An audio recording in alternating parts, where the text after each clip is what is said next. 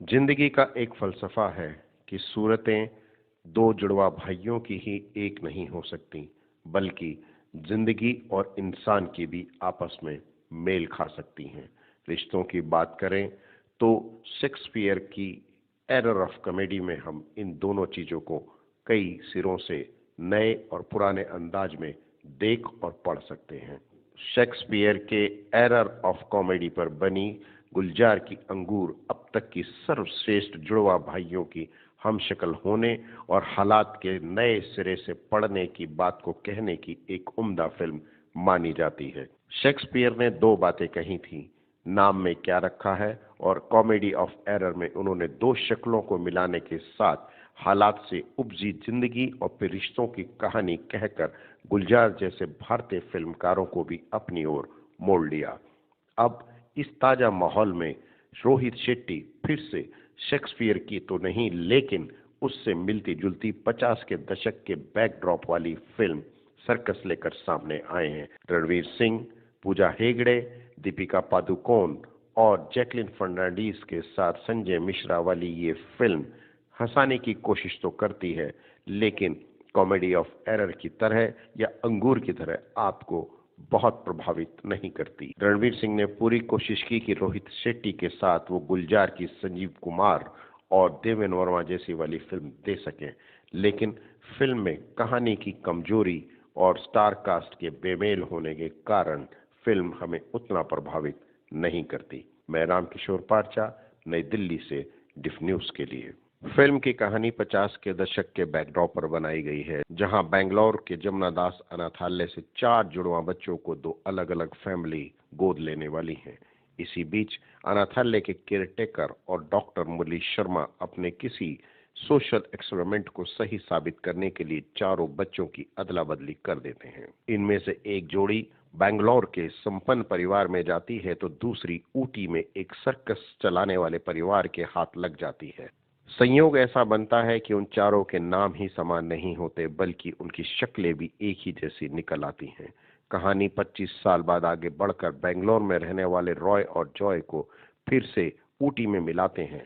अब यहाँ बहुत सारा कंफ्यूजन पैदा होता है और इसी कंफ्यूजन से उनकी उलझनें बढ़ जाती हैं।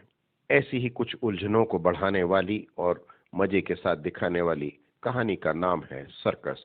हालांकि मुझे हैरानी हुई कि सर्कस की अंग्रेज की स्पेलिंग के शब्द क्यों बदले गए। सर्कस का नाम बदल देने से क्या सर्कस की कहानी और उसके प्रेजेंटेशन के साथ दर्शकों को खींचने का तरीका भी बदल जाता है? मुझे ऐसा बिल्कुल नहीं लगता। मैंने पूरी फिल्म को जब एक साथ मिलाकर देखा तो लगा ना तो फिल्म में एक भी लॉजिक है और ना ही कहानी के ग्रामर और कंटेंट के विस्तार के लिए कोई नया तरीका रोहित इजाद कर पाए हैं। आइए अब इसके गीत संगीत पर भी एक बात कर लेते हैं और तकनीकी पक्ष में क्या हमने देखा नया और क्या देखा सॉलिड स्ट्रेट, उस पर भी एक नजर में डालने की कोशिश करूंगा। हालांकि शेक्सपियर की कहानी कॉमेडी ऑफ एरर से प्रभावित और गुलजार की फिल्म अंगूर की रीमेक की तरह से दिखाई देने वाली इस फिल्म की सबसे कमजोर कड़ी इसकी लेखन यानी राइटिंग ही है। ना तो फिल्म में कॉमेडी का कोई पंच है और ना ही दर्शकों से कहानी का कोई भी तत्व एकदम से सीधे आकर रिलेट कर पाता है। कहानी में किसी भी तरह का कोई लॉजिक ही दिखाई नहीं देता। लगता है रोहित शेट्टी ने इस बार बिना पढ़े किसी बिना सिर पैर वाली कहानी को पर्दे पर उतारने की कोशिश कर डाली है। कंफ्यूजन होता है सो अलग, और फिल्म किसी भी तरीके से हमें ना तो कन्विंस करती है और ना ही ये बताने की कोशिश करती है कि आप इसके पीछे दोबारा से देखने की भावना वाली बात को लेकर किसी से जिक्र तक भी करें। हालांकि उन्होंने कोशिश की कि 1950 के बाद 1965 तक आते आते फिल्म का बैकड्रॉप थोड़ा सा रेट्रोस्पेक्टिव यानी पुनरावलोकन की तरफ चला जाए। रंग कलर पर उन्होंने मेहनत की, लेकिन उसी के साथ उसका संगीत कोई खास तवज्जो देने वाला भी नहीं लगा। दीपिका एक आइटम सॉन्ग करने बीच में क्यों आती हैं मुझे पता नहीं लगा, लेकिन अमर मोहल्ले का बैकग्राउंड स्कोर देखें तो थोड़ा बहुत रिलैक्स तो मिलता है। फिल्म में बंटी नागी के संपादन और दृश्यों के फ्रेम्स को लेकर भी अफरा तफरी सी और बहुत जल्दबाजी में की गई फिल्म दिखाई देती है।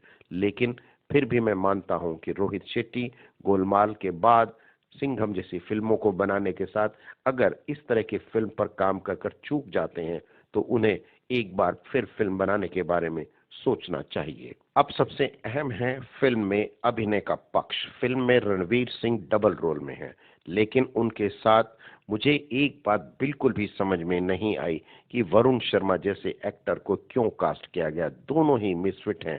रणवीर बहुत अफरा तफरी और जल्दबाजी में अपने कैरेक्टर्स को निभाने के लिए जाने जाते हैं।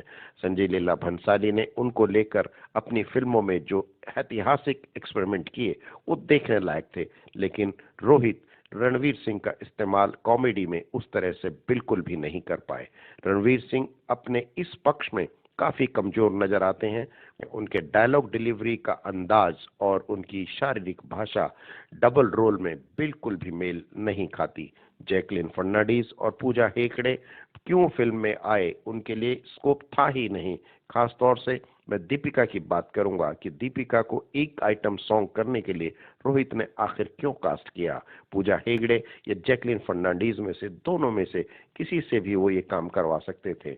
जैकलिन फर्नांडीज आजकल बहुत इंप्रेसिव भूमिकाएं नहीं कर पाती और पूजा हेगड़े को देखना बहुत ज्यादा सुकून का काम भी मुझे नजर नहीं आया। यह अलग बात है कि संजय मिश्रा जैसे अभिनेताओं को अब फिल्मों में अपनी जगह मिलने लगी हैं।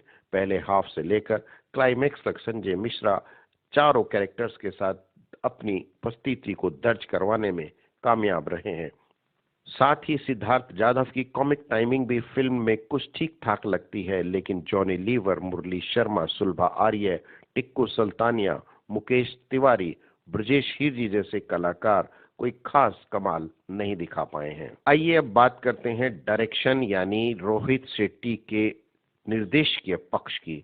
रोहित की फिल्में अगर हम गौर से देखें तो कॉमेडी और एक्शन का तड़का लगाकर रोहित ने अपना एक खास दर्शक वर्ग तैयार किया है। इस हिसाब से अगर मैं कहूं तो रोहित की यह फिल्म उनकी 20 से 25 फिल्मों में बहुत ही वीक फिल्म मानी जा सकती है। कॉमेडी के नाम पर थोड़ी सी फूहड़ता और थोड़ी सी कंफ्यूजन से लबरेज ये फिल्म कोई खास कमाल नहीं कर पाती। रोहित शेट्टी ने अफरा तफरी में बनाई जाने वाली फिल्म की कहानी को एकदम पर्दे पर उतारने की कोशिश तो की, लेकिन कहीं ना कहीं उनके तकनीकी पक्ष, कहानी की कमजोरी और उसके प्रस्तुतिकरण को लेकर वो मात खा गए। रोहित थोड़े से सावधान रहिए और रणवीर सिंह एक ही भूमिका आप करके लोगों तक पहुंचे तो बहुत बेहतर। डबल भूमिका के लायक शायद आप अभी उतने बड़े अभिनेता नहीं हुए। आइए अब बात करते हैं कि इस फिल्म को आप क्यों देखने जाएं। रणवीर कपूर की भूमिका दोहरी है, वरुण शर्मा दोहरी भूमिका में है, लेकिन अगर आप ये मान रहे हैं कि ये फिल्म शेक्सपियर के कॉमेडी ऑफ एरर से प्रभावित तो है, लेकिन गुलजार की फिल्म के आगे उसे मात करती हुई दिखाई देगी, तो ऐसा बिल्कुल नहीं है। दूसरी बात, इस फिल्म को क्यों ना देखें। आप चाहें तो साल के आखिर तक आते आते जिन फिल्मों को छोड़ा जा सकता है उसमें इस फिल्म को भी अगर आपने छोड़ दिया तो आपको कोई बहुत अफसोस होने वाला नहीं है। मैं रामकिशोर पारचा, नई दिल्ली से डिफ न्यूज के लिए।